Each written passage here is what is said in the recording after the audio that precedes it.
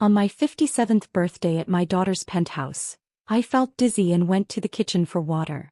What I saw there shocked me so badly that I faked a heart attack right on the spot.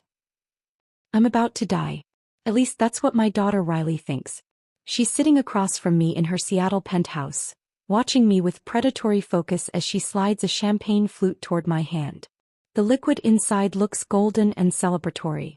It's actually laced with enough antifreeze to cause kidney failure within 12 hours. I know this because 3 minutes ago I watched her husband Devin prepare it. I saw him measure the poison with a syringe. I heard him tell Riley, 3 milliliters total. It'll look like natural causes when she dies tomorrow. Before we continue, if you believe that mothers deserve better than betrayal from their own children, please hit that subscribe button. It's free and helps these stories reach others who need to hear them. Now let's see how I survived. It's my 57th birthday, November 8th, and I came to dinner thinking Riley wanted to reconnect. The invitation 2 weeks ago had sounded so warm, so genuine. I want to make it special, Mom. Just the three of us. I'll cook your favorite meal. What she actually meant was, I want to make it look like natural causes, Mom. Just the three of us. So there are no witnesses.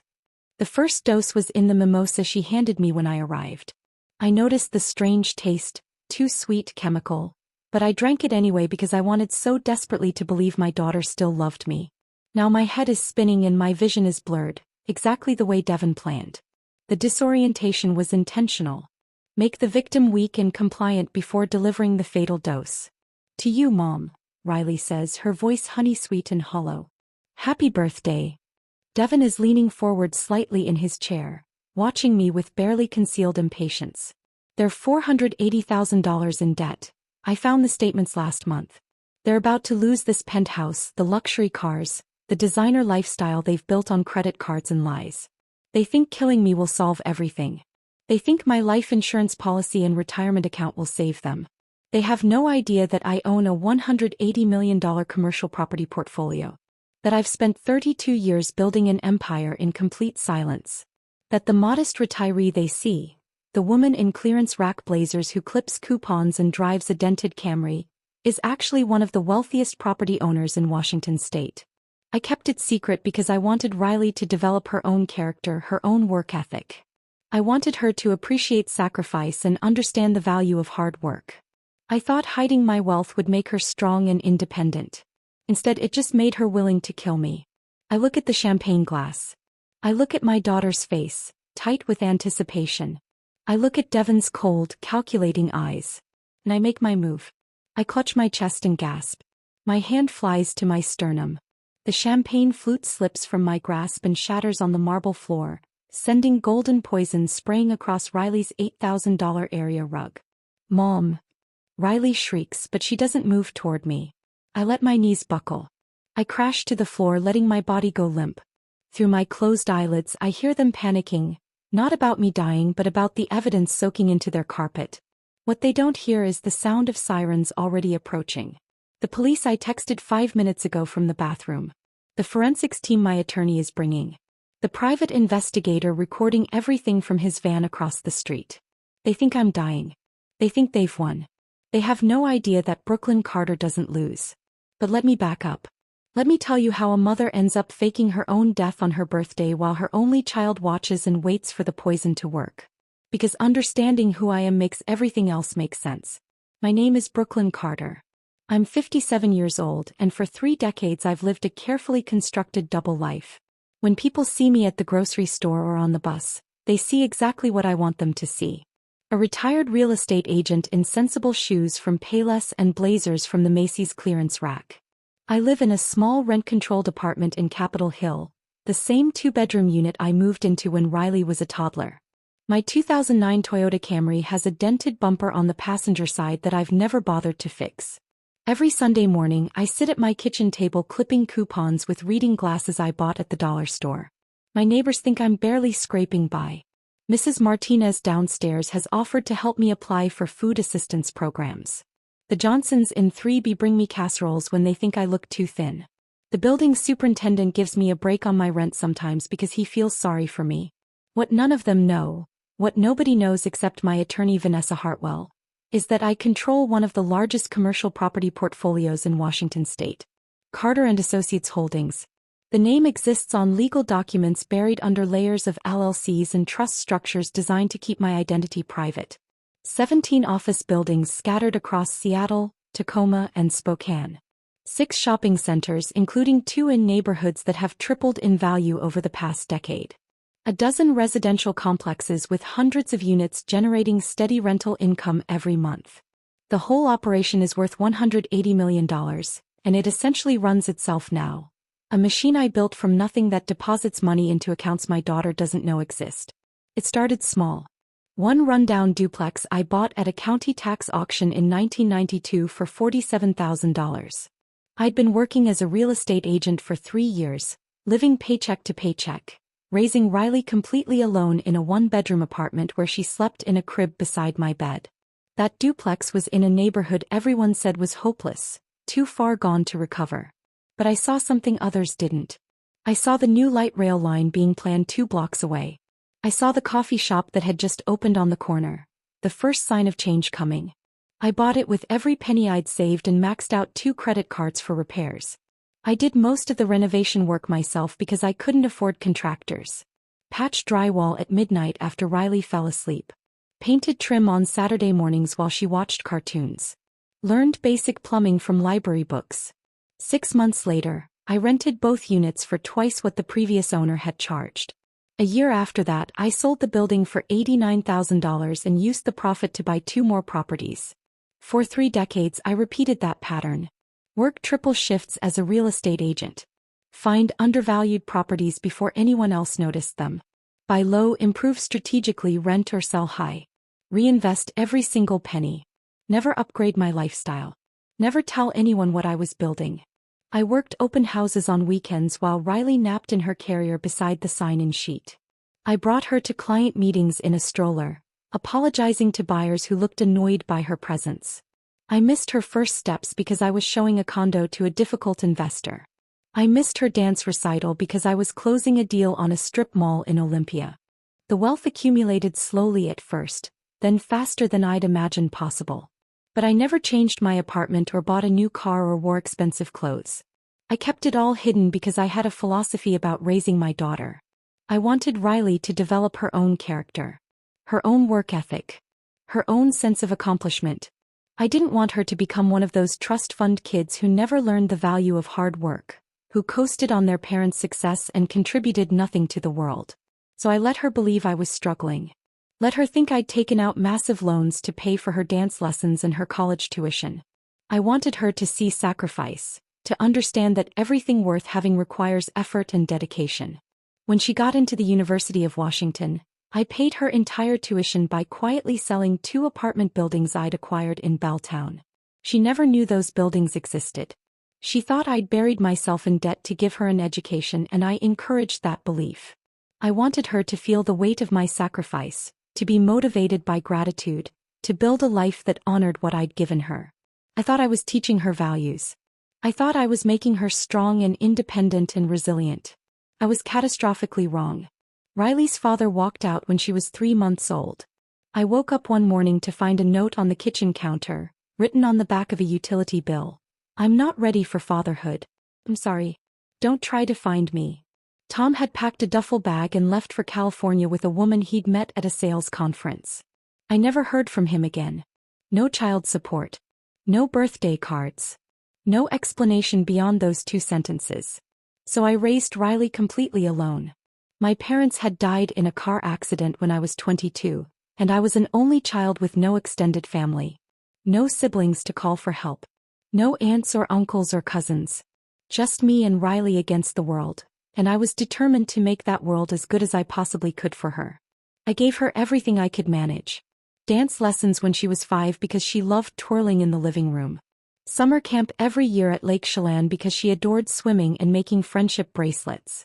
A bedroom of her own when she turned 8, which meant I moved my property management files out of the closet and worked at the kitchen table instead. I made sure she went to schools in good districts even though it meant longer commutes for me. But the empire I was building demanded time. So much time. I missed parent-teacher conferences because I was inspecting a building with foundation problems. I missed her middle school graduation because a tenant dispute in Spokane required immediate attention. I missed her prom send-off because I was negotiating a purchase agreement that couldn't wait. Every time I missed something, I told myself it was worth it. I was building her future. Securing her inheritance. Making sure she'd never struggle the way I had. I was being a good mother in the only way I knew how, by working myself to exhaustion to provide financial security she didn't even know existed. The first warning sign appeared when Riley was 24. She brought Devin Garrison home for Thanksgiving. He claimed he worked in tech consulting, which I quickly realized was code for unemployed with big ideas and no follow-through. He wore a Rolex that turned out to be fake. He drove a leased BMW he couldn't afford. He spent the entire dinner talking about disrupting industries and scaling startups without ever explaining what any of it actually meant. He looked around my small apartment with barely concealed disgust. Made jokes about my furniture being vintage in a way that wasn't complimentary. Asked why I didn't invest in cryptocurrency or flip properties for quick cash. Completely oblivious to the irony since I was already doing exactly that, just quietly without bragging to strangers at holiday dinners. But what hurt most was Riley's reaction. She laughed along with his condescension. A new kind of laugh I'd never heard before. Sharp, performative, designed to create distance between us. She was embarrassed by me. Embarrassed by my modest apartment and my clearance rack clothes and my sensible life. When I pulled her aside in the kitchen and gently suggested that Devin seemed more interested in appearances than substance, she turned on me with genuine anger. You're just jealous that I found someone successful. You've been alone your whole life. You don't understand what it's like to build something with a partner. The words stung deeply, but I convinced myself it was just normal mother-daughter tension. They got married 6 months later in a ceremony that cost $85,000. I found out later through my private investigator that the entire wedding was financed with credit cards. 12 different cards, all maxed out, all carrying interest rates above 20%. That's when the real distance started. Over the next 3 years, Riley's phone calls became less frequent.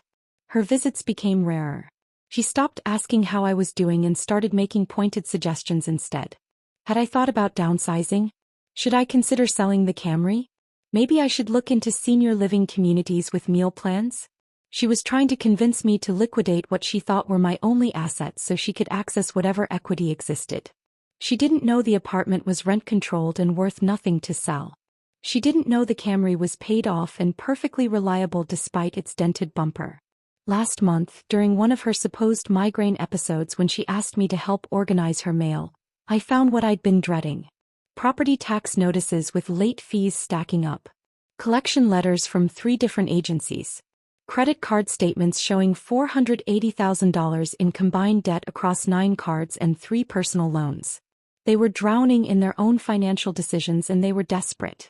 I didn't confront her. I quietly photographed everything with my phone and asked Marcus Webb, my private investigator, to intensify his monitoring of their finances. I needed to understand exactly how bad things had gotten. Then 2 weeks ago, Riley called with that warm, syrupy voice I didn't recognize. She invited me to dinner for my birthday. Just the 3 of us at her penthouse. She'd cook my favorite meal. We'd celebrate properly. She wanted to reconnect after being distant. Something felt wrong about the invitation, but I wanted so desperately to believe her.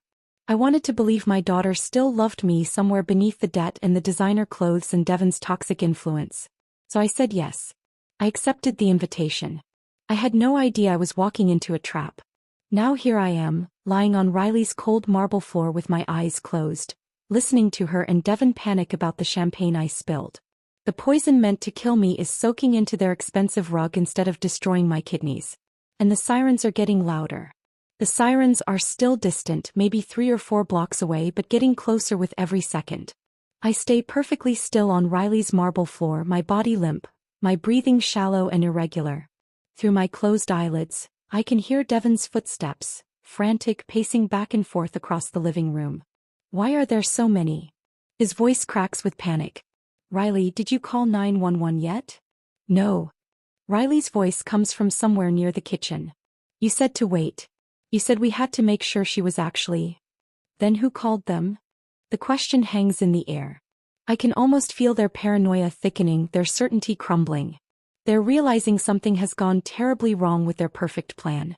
But to understand how we got here, to this moment where I'm playing dead while my daughter panics about evidence, you need to know how this birthday dinner actually started. Because 5 hours ago I had no idea what was coming.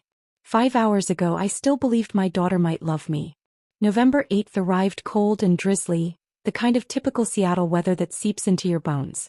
I took the bus to Riley's building because parking downtown costs a fortune and I've never believed in wasting money on unnecessary expenses. The number 10 dropped me off at First Avenue, and I walked the last 2 blocks with my umbrella fighting against the wind. Harbor Steps Tower rose above me like a glass monument to wealth I knew Riley and Devin didn't actually have. The lobby was all gleaming marble and modern art sculptures, twisted metal pieces that probably cost more than most people's annual salaries. A massive chandelier hung from the ceiling, each crystal catching the light and throwing rainbows across the polished floor. The doorman looked up from his desk as I approached. His eyes swept over me, my practical raincoat from Target, my sensible shoes, my purse that had seen better days. His expression shifted from professional courtesy to barely concealed judgment. I could see the question forming in his mind. What is this woman doing here? I'm here to see Riley Garrison, I said, keeping my voice steady and polite. Penthouse 2207. His eyebrows lifted slightly, surprise flickering across his face before he caught himself. Of course. Name. Brooklyn Carter. Her mother. Recognition dawned, followed immediately by a careful neutrality that told me everything I needed to know. Riley had never mentioned me to the building staff. Or if she had, it wasn't in any context that suggested pride or affection. Elevators to your left, he said, waving vaguely without looking up again. The ride to the 22nd floor felt endless. The elevator was lined with mirrors on 3 sides, and I caught my reflection from multiple angles. A woman who looked every year of her 57, gray hair that needed touching up, lines around her eyes from decades of stress and sleepless nights. I straightened my collar and told myself it didn't matter what I looked like. This was my daughter. She'd invited me here. She wanted to reconnect. The elevator chimed and the doors slid open onto a small private hallway with only 2 doors. Riley was standing outside the left one, and for a moment, just a flash, I saw the little girl she used to be. The one who'd run to meet me at the door after work, throwing her arms around my legs and chattering about her day. Then the moment passed. The woman in front of me was a stranger wearing my daughter's face. Mom. She stepped forward, her arms opening for a hug. She was dressed in a silk blouse the color of champagne and designer jeans that still had those crisp creases down the front from being recently purchased. Her hair was styled in loose waves that probably cost $200 at a salon. Diamond studs, or what I assumed were meant to look like diamonds, glinted in her ears. The hug felt wrong. Too brief. Too stiff. Like she was embracing someone for a photograph, holding the pose just long enough for it to count before pulling away. Happy birthday, Mom, she said, but her eyes were somewhere else. They flicked past me toward the elevator, then back, then toward the open door of her penthouse. Distracted. Calculating. Like she was checking off boxes on a mental list. Thank you for inviting me, I said, meaning it despite the awkwardness. It's been too long. I know. I'm sorry about that. Things have just been so crazy with Devin's business and the renovation projects and, well, you know how it is. She gestured for me to follow her inside. Come in, come in. Dinner's almost ready. The penthouse took my breath away, but not in a good way. Floor-to-ceiling windows dominated the far wall, offering a panoramic view of Elliott Bay and the Seattle skyline. The furniture was all sharp angles and minimalist design, beautiful but uncomfortable looking. Everything was white or gray or glass. Modern art hung on the walls, abstract pieces that probably had names like Untitled Number 7, and price tags that would make normal people weep. But what hit me hardest was the smell. White orchids. Massive arrangements of them scattered throughout the space, their cloying sweetness so overpowering it made my head ache within seconds. The scent masked something else underneath, something chemical and sharp that I couldn't quite identify. Wow, I said because Riley was watching me, waiting for a reaction. This is beautiful. 4.2 million, Riley said, a note of pride creeping into her voice. We got it for a steal, actually. The previous owner needed to sell fast. Devin handled the whole negotiation. I nodded, remembering the property tax notices I'd seen in her mail last month. The ones showing they were 3 months behind. The ones that would lead to foreclosure proceedings if they didn't catch up soon. Brooklyn. Devon's voice came from the dining area. He was sitting at the table with a glass of red wine, his posture deliberately casual. Legs crossed, one arm draped over the back of his chair. He didn't stand when I entered. Didn't smile. You made it. I was starting to think you'd gotten lost on the bus. The comment landed exactly as he intended it. A small cruelty. A reminder that I was beneath him, that I took public transportation while he drove a luxury car, that I existed in a different economic class. Traffic was light, I said simply, refusing to take the bait. Riley materialized beside me with a champagne flute filled with something orange and fizzy. Here, Mom. I made you a birthday mimosa. It's a special recipe, orange juice, champagne, and a splash of peach nectar. Your favorite fruits. I'd never told her peaches were my favorite. She was guessing, filling in details about a mother she'd never bothered to truly know. But I took the glass anyway, smiling my thanks. The first sip tasted wrong immediately. Too sweet, like someone had dumped simple syrup into it. And underneath the sweetness was something else. A chemical aftertaste that made my tongue feel slightly numb, like I'd been to the dentist. I assumed it was cheap champagne or artificial juice, the kind of corner cutting that people drowning in debt resort to. I forced myself to take another sip so Riley wouldn't feel rejected. The numbness spread slightly, a tingling sensation in my mouth that felt distinctly unpleasant. Sit, Riley said, guiding me toward the dining table. Dinner's almost ready. I made your favorite pot roast with carrots and potatoes. I'd mentioned liking pot roast once, maybe 15 years ago. The fact that she'd remembered felt like a small victory, a sign that maybe she did still care somewhere beneath all this distance. Devon watched me settle into my chair across from him. His eyes were cold, assessing like I was a problem he was trying to solve. So, Brooklyn, he said, swirling his wine. Riley mentioned your birthday. 57, right? That's a tough age. Health starts declining. Memory issues. You taking care of yourself? I'm fine, thank you. Because we worry, you know. Living alone at your age in that neighborhood. Capitol Hill's gotten rough. All those homeless camps. We keep telling you, you should think about downsizing. Maybe one of those senior communities with meal plans and activities. Wouldn't that be better than struggling alone? I gripped my champagne flute a little tighter. I'm not struggling. And I like my apartment. But for how much longer? Devon leaned forward, his voice taking on a tone of false concern that made my skin crawl. Be realistic. You're not getting any younger. What happens when you can't manage stairs anymore? When you need help with basic tasks? Riley and I have been discussing it, and we think it's time to make some practical decisions about your future. Riley appeared from the kitchen carrying a platter. She set it down in the center of the table, pot roast that actually looked and smelled delicious, but she didn't meet my eyes. Devon, let's not talk about this now, she murmured. It's Mom's birthday. I'm just being practical, Devon said. Someone has to be. Brooklyn, no offense, but you've been living hand-to-mouth your entire life. You worked yourself to the bone raising Riley, and what do you have to show for it? A rent-controlled apartment and a car that should have been scrapped 5 years ago. Riley told me you clip coupons, for God's sake. In 2024. My face burned with humiliation, but I kept my voice level. I live within my means. There's no shame in that. No, but there's no wisdom in it either. You're sitting on what, $400,000 in your 401k? Maybe more? That's just rotting in some low-yield account while your own daughter is trying to build something real. We've got this wellness startup.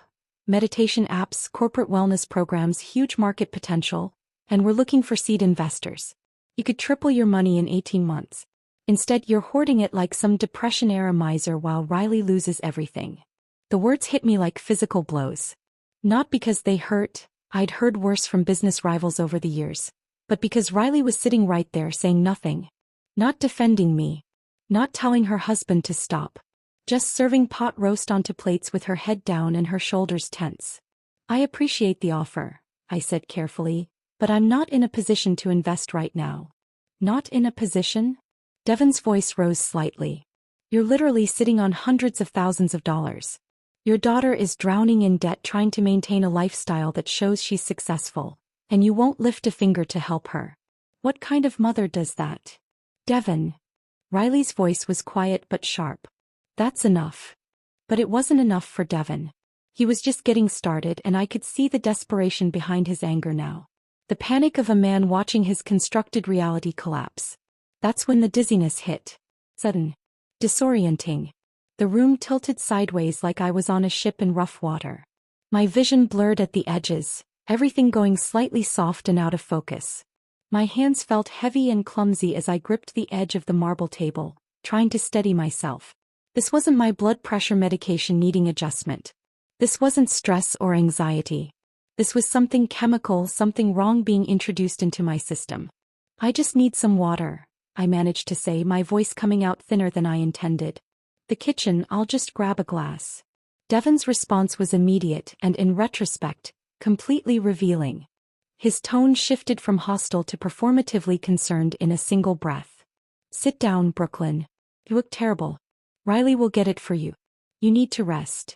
But every instinct I'd developed over decades of navigating dangerous business deals was screaming at me to move. To get away. To find out what was happening. No, I said, pushing myself to my feet despite my unsteady legs. I need to walk it off. I'll be fine. I stumbled toward the hallway, one hand on the wall for support.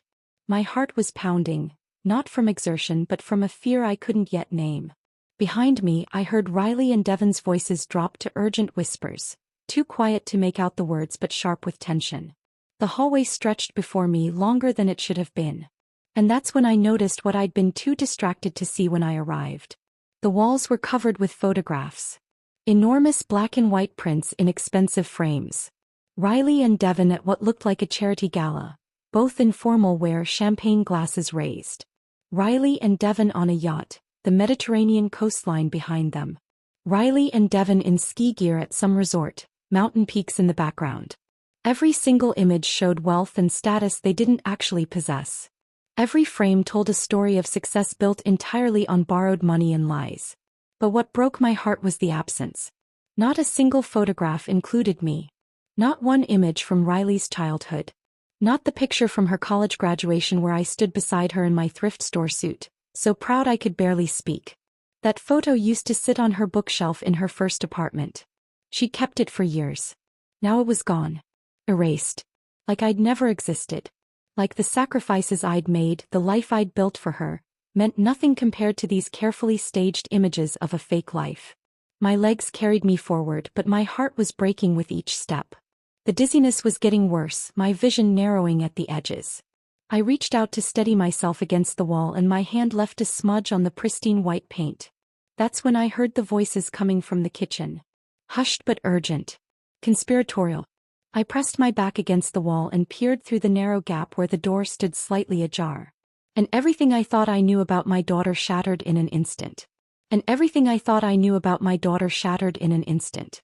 Through the 3-inch gap in the kitchen door, I could see Devon standing at the center island. The recessed lighting cast sharp shadows across his face, making him look like something from a nightmare. In front of him sat my champagne flute, the one I'd left on the coffee table in the living room when I'd excused myself. But it wasn't alone anymore. Beside it sat a small amber vial.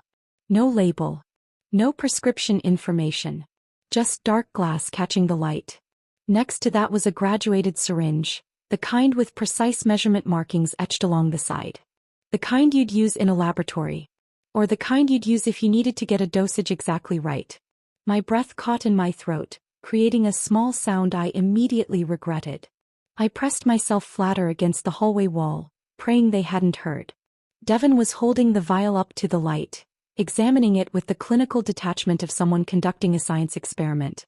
Not the nervous energy of someone about to commit murder. Just cold, calculated focus. Riley stood by the farmhouse sink on the far side of the kitchen. Her back was to me, but I could see her hands gripping the granite countertop, her knuckles bone white from the pressure. That Cartier bracelet Devon had given her for their second anniversary, the one that had probably added another $15,000 to their debt, caught the light and sparkled with obscene cheerfulness. How much did you already give her? Riley's voice was barely above a whisper, but the kitchen's marble surfaces and steel appliances created perfect acoustics. Every word carried to where I stood frozen in the hallway. My mind was screaming at me. Run. Call the police. Do something. But my body wouldn't respond. I was paralyzed by the absolute impossibility of what I was witnessing. This couldn't be real. This couldn't be my daughter discussing. "zero point 0.5 milliliters in the mimosa," Devon said, and his tone was so matter-of-fact it made my stomach turn. Like he was explaining a cooking measurement. Like this was a recipe he'd followed before. Just enough to make her disoriented and compliant. "The antifreeze is sweet.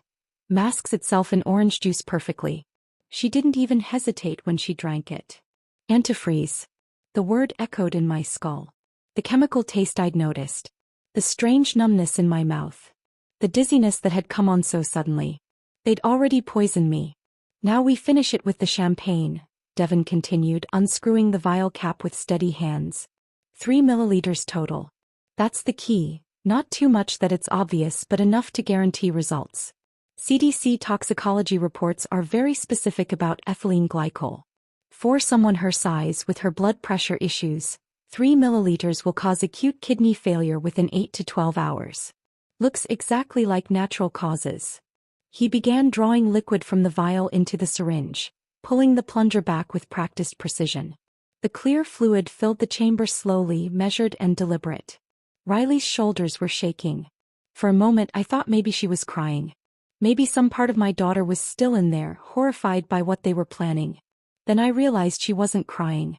She was just trembling with nerves. "What if someone orders an autopsy?" Riley asked, her voice tight and high-pitched. "What if they test for it?" "They won't." Devon's confidence was absolute. He held the syringe up to the light, checking the measurement. "Think about it logically. She's 57 years old. She has documented hypertension. Her medical records show she's non-compliant with her medication. I checked when I accessed her patient portal using that password reset trick. She just had a heavy meal with wine and rich food. When an overweight, hypertensive woman in her late 50s dies suddenly after dinner, the automatic assumption is cardiac event or kidney failure." He positioned the needle over my champagne flute and slowly injected the contents, his hand perfectly steady. The clear liquid disappeared into the golden bubbles without a trace. "Plus," Devon continued, setting the empty syringe down and swirling the glass gently, "she has no siblings. No close friends. You told me yourself she burned those bridges years ago being obsessed with work. No one's going to demand additional testing. No one's going to question the narrative we provide. We're her only family. We control the story." The casual cruelty of his words was breathtaking. He'd thought through every angle, anticipated every question, prepared answers for every potential complication. This was an impulse. This was a plan. A detailed, researched, carefully constructed plan to murder me and make it look like natural causes. "We just need to make sure she drinks it all," Devon said, examining the champagne flute with satisfaction. "Once we get her back to the table we pour this and make a toast. Birthday celebration. She'll drink it because she's desperate for your approval, desperate to believe you still care about her. Then we wait." "How long?" Riley's voice was so quiet I almost didn't hear it. "The preliminary symptoms start in 4 to 6 hours. Nausea, confusion, increased heart rate. We'll act concerned, offer to call for help, but she'll probably insist she's fine. You know how she is, never wants to be a burden. By the time she gets really bad she'll be home in that apartment. Alone. She'll probably call 911 herself when the pain gets unbearable, but by then it'll be too late. Kidneys will be shutting down. Even if they figure out it's poisoning, there's no way to trace it back to us." "But murder, Devon." Riley finally turned away from the sink. I could see her face now, pale and drawn. "We're talking about murder. She's my mother." For one desperate, agonizing moment I thought she might refuse. I thought I might see some spark of the little girl I'd raised. The one who used to wrap her arms around my neck and whisper, "I love you, Mommy," before bed. The one who'd made me Mother's Day cards with crayon drawings and crooked hearts. But Devon stepped toward her, his expression hardening into something cold and frightening. "She's an obstacle," he said, and each word felt like a knife. "Look at our situation, Riley. Really look at it. We're 6 weeks from foreclosure. The credit cards are maxed. The car payments are 2 months behind. Your business failed. My business failed. We have nothing except this penthouse we can't afford and a lifestyle we can't maintain. But killing her isn't killing. It's survival. Devon grabbed Riley's shoulders, forcing her to look at him. She's 57. She's lived her life. A mediocre, small, meaningless life, but she lived it. We're 35 and 37. We have decades ahead of us. Decades that will be spent in bankruptcy and shame and poverty unless we do something drastic right now. The life insurance is only $400,000, Riley said weakly. Plus whatever's in her retirement accounts. Plus the equity in that apartment when we force a sale. Plus whatever else she's hiding. I guarantee you there's more. She's been squirreling away money her whole life like some paranoid Depression-era hoarder. Once we have power of attorney we can access everything. Liquidate it all. She'd never give us power of attorney. She won't have to. Devon's smile was cruel and knowing. Once she's incapacitated from the kidney failure, we petition the court for emergency medical guardianship. Given her condition and the fact that we're her only family, it's automatic. Then we make the compassionate decision to remove life support if it comes to that, and we inherit everything. Clean. Inevitable. The casual way he'd mapped out my death, not just my death but the systematic plundering of everything I'd built, made my vision go white at the edges. Riley stared at her husband for a long moment. I could see her chest rising and falling with rapid, shallow breaths. Her hands twisted together, the wedding ring she'd bought on credit catching the light. Then she nodded. Just a small dip of her chin. Almost imperceptible. But it was there. Okay, she whispered. Hey. But we have to be careful. Every detail has to be perfect. If anyone suspects, no one will suspect. Devon pulled her into an embrace, stroking her hair like she was a child he was comforting. We've planned this perfectly. In 24 hours this will all be over. Your mother will be gone, our debts will be paid, and we'll finally have the life we deserve. The life we deserve, Riley repeated, and the hollow way she said it made me want to scream. I backed away from the door with legs that barely supported my weight. My back hit the wall across the hallway and I had to bite down on my fist to keep from making a sound. My own daughter. The child I'd carried for 9 months. The baby I'd nursed in the middle of the night. The little girl I'd rocked through nightmares and held through tears and sacrificed everything to protect. She just agreed to murder me. Not for some fortune she knew existed. But for what she thought was a modest insurance policy and maybe $50,000 in retirement savings. She was willing to kill me for money that wouldn't even cover half their debt. The dizziness from the poison mimosa was getting worse. My vision swam at the edges, and I could feel my heart racing in an irregular, frightening rhythm. The antifreeze was working exactly as Devon had planned, making me weak, making me disoriented, making me vulnerable for the finishing dose. But something else was happening too. Something Devon couldn't have predicted. The fear and betrayal I felt was crystallizing into something harder. Something cold and sharp and absolutely focused. They'd underestimated me. Assumed I was weak. Assumed I was helpless. Assumed I'd built nothing worth protecting. They had no idea who Brooklyn Carter really was. They didn't know about the $180 million portfolio. They didn't know about the legal protections I'd put in place. They didn't know about the team of professionals I'd assembled. The attorney, the private investigator, the detective who owed me favors. Most importantly, they didn't know that I'd been documenting their financial collapse for months. That I'd suspected something was coming. That I'd prepared for exactly this kind of worst-case scenario. I pushed myself away from the wall and stumbled down the hallway toward the powder room I'd noticed near the entrance. My hands shook as I turned the knob and slipped inside, locking the door behind me with a quiet click that sounded impossibly loud in the silence. The bathroom was small but expensive. Marble countertops, designer fixtures, scented candles that probably cost $40 each. I gripped the edge of the sink and stared at my reflection in the mirror. My face was pale, almost gray. My pupils were slightly dilated. Small signs of the poison already working through my system. But my eyes were clear, focused, filled with a rage so pure it felt like electricity in my veins. I pulled my phone from my purse with trembling hands and opened my encrypted messaging app. 3 messages.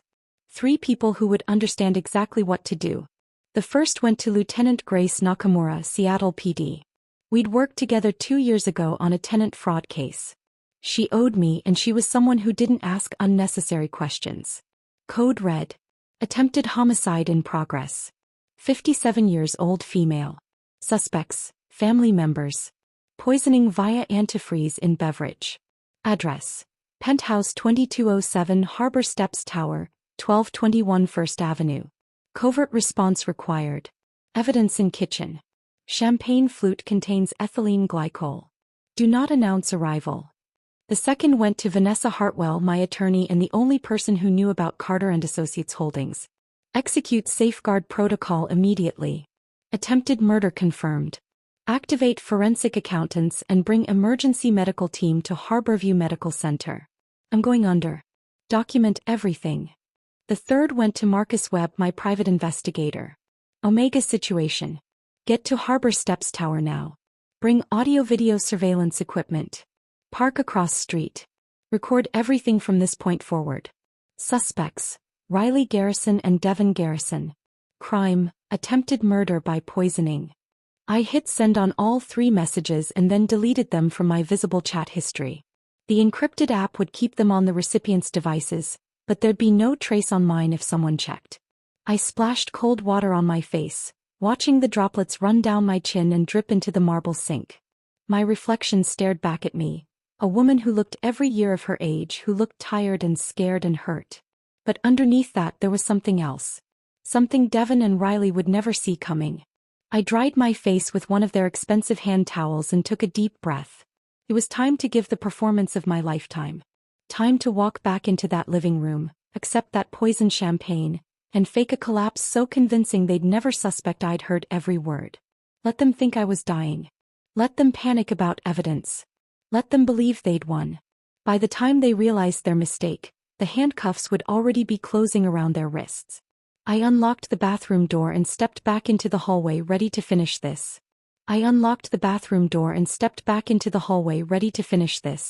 My legs felt unsteady. Partly from the poison already working through my system, partly from adrenaline coursing through my veins like liquid electricity. I steadied myself against the wall, letting my hand leave a visible smudge on the pristine white paint. Good. That would look authentic. A woman struggling to stay upright, confused and disoriented, stumbling back from the bathroom. I could hear movement from the kitchen. The soft clink of glass. Running water. They were cleaning up their workspace, disposing of evidence, preparing to serve me my execution disguised as a birthday toast. I forced myself to breathe slowly to stay in character. Weak. Dizzy. Unsuspecting. The hallway seemed longer now, the distance back to the living room stretching impossibly. Those photographs of Riley and Devin in their fake life stared down at me from the walls. Silent witnesses to my daughter's transformation from the girl I'd raised into someone I no longer recognized. Mom. Riley's voice came from somewhere ahead. Mom, are you okay? You were in there forever. I rounded the corner and saw her standing in the hallway entrance, backlit by the living room's expensive lighting. For a split second she looked genuinely concerned. Her eyebrows were drawn together, her mouth set in a small frown. Then I saw her eyes flick past me toward the bathroom, calculating whether I'd heard anything or seen anything I shouldn't have. I'm okay, I managed, making my voice thin and breathless. Just felt a little dizzy. I think maybe I need to sit down. Of course. Riley moved toward me quickly, taking my arm with a grip that was just slightly too tight. Come on. We poured you fresh champagne. It's the good stuff, Veuve Clicquot. Your favorite, remember? I'd never told her Veuve Clicquot was my favorite. I rarely drank champagne at all. She was filling in blanks, constructing details about a mother she'd never bothered to actually know. The casual invention should have hurt, but I was past hurt now. I was in survival mode. That's so thoughtful, I said, letting her support more of my weight than necessary. I shuffled my feet slightly, sold the image of a woman on the edge of collapse. You didn't have to go to so much trouble. It's your birthday, Mom. You deserve something special. The words were hollow, recited without meaning. Like dialogue from a script she'd memorized but never understood. We entered the living room and there was Devin standing by the sofa. He'd composed himself since I'd overheard them in the kitchen. His face was arranged in an expression of polite concern, though his eyes remained cold and watchful. In his hand was a fresh champagne flute, the liquid inside catching the light from the floor-to-ceiling windows. Golden. Sparkling. Beautiful. Deadly. Brooklyn, he said, his voice smooth with false warmth. You look terrible. Here, sit down before you fall down. He gestured to the sofa with his free hand while keeping the champagne flute carefully level in the other. Riley was just telling me how worried she is about you. This dizziness, has this happened before? Maybe we should call your doctor. The performance was almost impressive. If I hadn't heard him discussing my murder in clinical detail 10 minutes ago, I might have believed he actually cared. No, doctor, I said quickly, letting Riley guide me to the sofa. I just need to sit for a minute. It's probably just my blood pressure medication. Sometimes if I don't eat enough during the day, it makes me lightheaded. Well, you need to take better care of yourself. Devin pressed the champagne flute into my hand, his fingers lingering just a moment too long to ensure I had a firm grip. Here, this will help. Sugar and bubbles, it'll get your blood sugar up. The flute felt impossibly heavy in my hand. Or maybe that was the weight of knowing what it contained. 3 milliliters of antifreeze, carefully measured and dissolved into expensive champagne. Enough to cause kidney failure within 12 hours. Enough to kill me slowly while they watched and waited and pretended to care. I looked down at the golden liquid. Tiny bubbles rose to the surface in delicate streams, bursting when they reached the air. It looked exactly like what it was supposed to be. A celebratory drink, a birthday toast, a gesture of love from family. Then I looked up and saw Riley perched on the arm of the sofa beside me. Her body was rigid with tension, every muscle tight. She wasn't blinking. Her breathing was shallow and rapid, her chest rising and falling too quickly. She was staring at the champagne flute in my hand with an intensity that would have been alarming if I hadn't known exactly what she was thinking. She was waiting for me to drink. Waiting for me to seal my own fate. Waiting for the moment when the poison passed my lips and the countdown to my death began. Devin had positioned himself slightly behind me, close enough that I could smell his cologne. Something expensive and cloying that probably cost more than my monthly grocery budget. He was watching too, though he was better at hiding it. His expression remained concerned and attentive, but I could feel his focus laser-locked on my hands, on the glass, on whether I was going to drink. To you, Mom, Riley said suddenly, her voice pitched too high, too bright. Happy 57th birthday. I know we haven't been as close lately as we should be, but I want you to know how much I appreciate everything you've done for me. Everything you've sacrificed. You're an amazing mother. The lies came so easily to her. The words were exactly what I'd longed to hear for years, but they meant nothing. Less than nothing. They were just bait, manipulation designed to make me emotional enough to drink without thinking. I raised the glass toward my lips. My hand was shaking. That part wasn't performance, that was genuine fear mixing with rage, but it worked in my favor. I looked fragile. Vulnerable. Exactly what they wanted to see. The rim of the glass touched my mouth. I tilted it just slightly, letting the smallest amount of liquid touch my tongue. Sweet, with that distinctive chemical burn underneath that I now recognized as antifreeze. The taste was masked well by the champagne and what tasted like added sugar syrup, but it was there. Undeniable proof of what they'd done. I let my eyes widen slightly as if registering that something was wrong. Let my breath catch. Then I clutched my chest with my free hand. The gasp that tore from my throat was half performance, half genuine horror at what my own child had become. My fingers dug into the fabric of my blouse, gripping hard enough that my knuckles went white. The champagne flute slipped from my other hand. I didn't throw it, I just let it fall, let gravity take over. It hit Riley's pristine white area rug and shattered. Golden liquid sprayed across the expensive wool in a spreading stain, glass shards scattering like tiny diamonds across the floor. The sound of breaking crystal was sharp and final in the quiet penthouse. Mom! Riley shrieked, and her voice was perfect panic. But she didn't move toward me. She didn't reach out to catch me or help me. She froze exactly where she was, her eyes locked on the champagne soaking into her $8,000 rug. Not concern for her dying mother. Concern for the evidence spreading across her floor. I squeezed my eyes shut and let my body go completely limp. Decades of working on construction sites, of climbing ladders and walking roof edges and inspecting unstable structures. All of that had taught me how to fall without seriously hurting myself. I let my knees buckle and went down hard, my body crumpling sideways off the sofa onto the cold hardwood floor that extended beyond the rug's edge. The impact jarred my hip and sent a spike of pain up my spine, but I'd taken worse falls. I knew how to distribute the force, how to protect my head, how to land in a way that looked devastating but wasn't actually dangerous. I let my head loll to the side, my cheek pressed against the floor. kept my eyes squeezed shut, made my breathing shallow and irregular, not the steady rhythm of someone faking, but the erratic gasps of someone in genuine distress.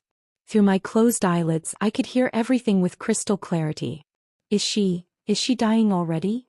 Riley's voice was high-pitched and panicked, but still she didn't come to me. I could hear her heels clicking rapidly, but the sound was moving away, not closer. Devon, she barely drank any. What if? Shut up. Devon's voice was sharp as a blade. Check her pulse. No, wait, don't touch her. Pause. I could feel him moving closer, sense his presence looming over my motionless body. If she's having a real heart attack and we didn't give her enough poison, this is actually better, Devon said, his voice dropping to an urgent whisper. Natural causes. No investigation. But we need to be smart about this.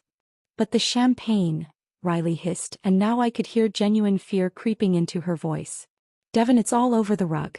If the paramedics come and test it, if anyone tests it, then get it cleaned up. Devon snapped. Now Riley. Use club soda, blot it. Don't rub or it'll spread. Move. I heard Riley's heels clicking frantically toward the kitchen. Heard cabinets opening, bottles clinking, the sound of liquid being poured. She was trying to clean up the poisoned champagne, trying to eliminate the evidence before help arrived. Devon's footsteps circled me slowly.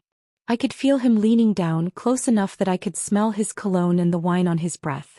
Close enough that if I'd opened my eyes, I would have been staring directly into his face. Come on, he muttered so quietly I almost didn't hear it. Come on, you stubborn old woman. Just die already. Just make this easy. The words should have terrified me. Should have made me want to scream or fight or run. But instead I felt that cold rage solidify into something harder. Something unbreakable. He straightened up and I heard his phone come out of his pocket. The sound of him dialing. His voice shifted back to that false concern as he spoke. Yes, 911. My mother-in-law just collapsed. I think she's having a heart attack. Yes, she's breathing but it's very shallow. The address is. But he never finished that sentence. Because at that exact moment the sound I'd been waiting for cut through the night. Sirens. Multiple sirens growing louder by the second. Not the single ambulance Devon was trying to call. Not the delayed response that would arrive after they'd cleaned up the evidence and constructed their story. This was a full response. Police. Fire department. Paramedics. All converging on this address at the same time, responding to the messages I'd sent from the bathroom 15 minutes ago. Devon's voice cut off mid-sentence. I heard his phone clatter to the floor. What the? He moved to the windows and I could picture him staring down at the street below, watching emergency vehicles arrive in force. Riley, why are there so many? Did you call 911? No. Riley's voice came from the kitchen, sharp with panic. You said to wait. You said we had to be careful about timing. Then who? The sirens were deafening now, right outside the building. I could hear car doors slamming, multiple sets of footsteps, the crackle of police radios. Something's wrong. Devon's voice had lost all its smooth confidence. Now it was raw panic, real fear. This isn't normal. This is too fast, too coordinated. He did something. That old woman did something. She couldn't have. Riley was back in the living room now and I could hear her pacing, her heels clicking erratically across the floor. She was dizzy, she was confused, she barely made it back from the bathroom. Then explain this. Devon shouted and I heard something hit the wall. Explain why there are 5 police cars and 2 ambulances outside right now. The penthouse door exploded inward. Not literally, but the force of the entry made it sound that way. Heavy boots pounded across the marble entryway. Multiple voices shouted commands in that specific authoritative tone that meant law enforcement. Seattle PD. Hands where we can see them. Step away from the victim. I kept my eyes closed, kept my body perfectly limp. Professional hands were on me within seconds. Checking my pulse, my breathing, my responsiveness. I felt someone lift my eyelids gently, saw blurred shapes through my lashes. Ma'am, can you hear me? I'm Officer Martinez with Seattle Fire. You're safe now. We've got you. But the voice that mattered came half a second later, so quiet that only I could hear it. A woman's voice, low and close to my ear. Mrs. Carter, it's Vanessa. The recording devices are active. Forensics has the champagne sample and the vial from the kitchen. Marcus has video from outside. You're clear. You can stop now. Relief flooded through me so powerfully I almost broke character.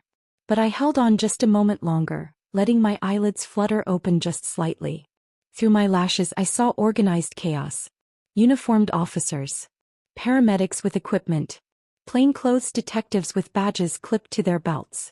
And beyond them, pressed against the far wall like trapped animals, I saw Riley and Devon. Their faces were drained of color. Their expensive clothes suddenly looked like costumes. All their borrowed wealth, their carefully constructed facade meant nothing now. We didn't do anything. Riley was screaming, her voice shrill and desperate. She just collapsed. We were about to call 911. This is insane. Her performance was good. Almost believable. The terrified daughter watching her mother have a medical emergency. But I knew better. I knew the calculation behind those tears. Devon tried a different approach, his voice shifting to indignant authority even though it shook at the edges. This is a massive overreaction. My mother-in-law had a dizzy spell. You're traumatizing her with all this chaos. I want badge numbers. I'm calling my lawyer. But then Lieutenant Grace Nakamura stepped into my field of vision. Her badge was clipped to her belt, her expression carved from granite and absolute certainty. Riley Garrison, Devon Garrison, she said, her voice cutting through all their protests like a knife. You're both under arrest for attempted murder. Riley Garrison, Devon Garrison, Lieutenant Nakamura said, her voice cutting through all their protests like a knife. You're both under arrest for attempted murder. You have the right to remain silent. Anything you say can and will be used against you in a court of law. You have the right to an attorney. If you cannot afford an attorney, one will be provided for you. The Miranda rights continued, each word falling like a hammer blow in the suddenly silent penthouse. I kept my eyes mostly closed, just watching through my lashes as the scene unfolded around me. The paramedics were professional and gentle, checking my vital signs with practiced efficiency, but I could tell from their body language that they'd been briefed. They knew this wasn't a simple medical emergency. They knew they were part of a criminal investigation. No. Riley's voice came out as a broken whisper. No, this is wrong. This is a mistake. Her legs gave out. A female officer in uniform caught her arm before she hit the floor, steadying her with a firm grip that was more restraint than assistance.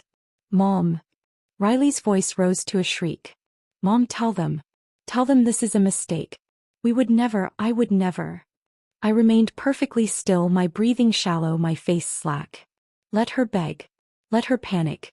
Let her feel a fraction of the terror she'd planned for me. We didn't do anything. Devon had found his voice again and he was trying for outraged indignation, but it came out sounding desperate and hollow. She had a dizzy spell. We were about to call for help. This is insane. You're traumatizing a sick woman with this ridiculous display of force. Step back, sir. A uniformed officer moved between Devon and where I lay on the floor. Keep your hands visible. I want my lawyer, Devon said, his voice rising. I'm invoking my right to counsel right now. You can't question us. This is harassment. We were having a birthday dinner with family and attempting to poison Mrs. Carter with antifreeze. Lieutenant Nakamura interrupted calmly. She pulled out her phone and showed Devon something on the screen. We have video surveillance from outside this unit. We have testimony from Mrs. Carter sent before her collapse. We have the champagne sample currently being tested by our forensics team, along with a vial and syringe recovered from your kitchen. Your internet search history for the past 2 weeks includes multiple queries about ethylene glycol toxicity, symptoms of kidney failure, and how long various poisons take to be detected.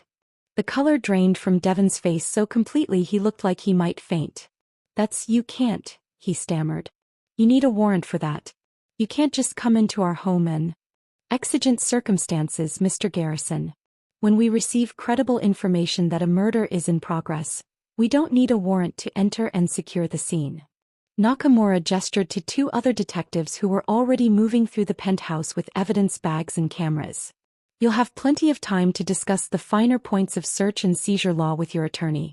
Right now, you need to comply with Officer Rodriguez and put your hands behind your back. I heard the metallic click of handcuffs closing. Once, twice. The sound was deeply satisfying. This is insane, Riley was sobbing now, her carefully applied makeup running in dark streaks down her face. Mom, please, you have to tell them. This is a misunderstanding. We were trying to help you. You were sick and we were worried and... Ma'am, you need to stop talking. The female officer holding Riley's arms spoke firmly but not unkindly. Anything you say right now can and will be used against you. I strongly advise you to wait for your attorney. But Riley couldn't stop. The words kept pouring out, desperate and panicked. We didn't poison anyone. That's ridiculous. Why would we do that? She's my mother. I love my mother. We were celebrating her birthday. The champagne was just champagne. She must have had a reaction to her medication or something. This is all a terrible mistake. The forensics team will determine what was in that champagne, Nakamura said evenly. Along with the vial and syringe we found in your kitchen, and the stain on your carpet that you were actively trying to clean when we arrived. Riley's mouth opened and closed, but no more words came out. The reality of how completely they'd been caught was finally sinking in. The paramedics had finished their initial assessment. One of them, a woman in her 40s with kind eyes and efficient movements, leaned close to me. Mrs. Carter, I know you can hear me. We're going to transport you to Harborview Medical Center. You've been exposed to ethylene glycol, and we need to get treatment started immediately. Can you squeeze my hand if you understand? I gave her fingers the slightest pressure.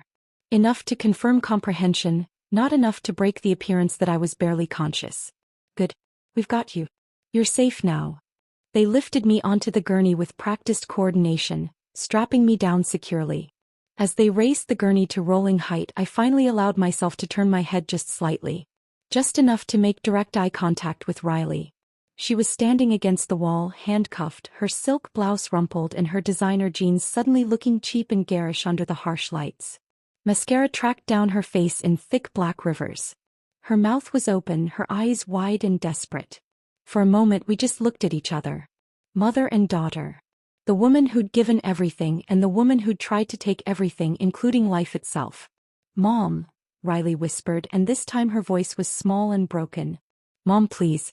This is a misunderstanding. You have to tell them. We would never hurt you. I would never hurt you. Please. I held her gaze. Let her see that I was fully conscious. Fully aware. That I'd heard every word in that kitchen. That I knew exactly what they'd planned, exactly what they'd done, exactly who they really were. I watched the realization dawn in her eyes. The slow, horrifying understanding that I wasn't confused or unconscious or having a medical emergency beyond my control. I had orchestrated this. I had called the police before I collapsed. I had been 10 steps ahead of them from the moment I'd heard them discussing my murder. Her mouth opened wider. You knew? You heard us? But how did you? When did you? Ma'am, stop talking. The officer holding her arms spoke more sharply this time. Seriously. Stop talking right now. But Riley wasn't listening. She lunged forward, straining against the officer's grip and the handcuffs, reaching toward me with desperate hands. Mom. Please, you have to understand. We were desperate. The debt, the foreclosure, we had no choice. You don't understand what it's like to lose everything. We needed help and you had money and you were just sitting on it and... Step back. 2 more officers moved in, physically restraining Riley as she fought to get closer to me. Ma'am, if you don't calm down right now, we will add resisting arrest to the charges. The paramedics were already moving, pushing the gurney toward the door. I let my head roll back to center, breaking eye contact with Riley, listening to her voice rise to a shriek behind me. We were going to lose everything. Don't you understand? We were trying to survive. You would have wanted us to be okay. You would have wanted to help us. Mom. Her voice cracked on that last word, breaking into a raw, animalistic sound of pure desperation. The elevator doors were open, waiting. The paramedics wheeled me inside, and Vanessa appeared beside the gurney, her professional demeanor firmly in place but her eyes showing relief in something that might have been pride. You did it, she said quietly. You actually pulled it off. Through the closing elevator doors I caught one last glimpse of the penthouse. The floor-to-ceiling windows showing the Seattle skyline at night. The expensive furniture and meaningless art. Riley and Devon in handcuffs, surrounded by police officers. My daughter's face, twisted with panic and rage and the dawning horror of consequences she'd never imagined. Mom. Riley's voice reached me one final time, echoing down the hallway. Please. You can't do this. I'm your daughter. I'm your only family. The elevator doors closed with a soft mechanical whisper, cutting off her screams mid-word. The sudden silence was profound. Just the quiet hum of the elevator descending, the soft beep of medical equipment, the measured breathing of the professionals surrounding me. I closed my eyes fully for the first time since the performance began. Let myself feel the weight of what had just happened. My daughter had tried to murder me. My daughter was now under arrest. My daughter's life as she knew it was over. And I had made it happen. The elevator descended smoothly through the floors. 22. 21. 20. Each number ticking down felt like distance opening between my old life and whatever came next. Mrs. Carter. Vanessa's voice was gentle. We need to get you to the hospital for treatment. You did ingest some of the antifreeze and even a small amount can be dangerous. But the doctors are standing by. They know you're coming. You're going to be fine. I opened my eyes and looked at her. Really looked at her. Vanessa Hartwell, the attorney who'd helped me build Carter and Associates in secret, who'd structured the trusts and the LLCs and the protections that kept my wealth hidden. Who drafted the safeguard protocol 3 months ago when I'd first started suspecting Riley's desperation might lead somewhere dark. The evidence? I managed to whisper, my throat raw from controlling my breathing for so long. Solid, Vanessa confirmed. Marcus has video from the moment you arrived at the building. The champagne sample was collected immediately. It's already on its way to the lab, but the field test confirmed ethylene glycol. The vial and syringe from the kitchen are bagged and tagged. Riley's frantic attempt to clean the carpet before calling 911 was captured on the officer's body cameras. And your messages to Nakamura are time-stamped before your collapse, establishing that you were aware of the threat and took action. The elevator reached the ground floor. The doors opened onto organized chaos. More emergency vehicles, more police, curious residents of the building being held back by uniformed officers. News crews were already setting up in the street beyond the police tape, their cameras and lights creating a circus atmosphere. As the paramedics wheeled me out through the lobby, I saw the doorman who'd looked at me with such dismissiveness earlier. His eyes were wide with shock as he watched the woman he'd thought was too poor to belong here being wheeled out on a gurney, surrounded by police and paramedics, at the center of what was clearly a major criminal investigation.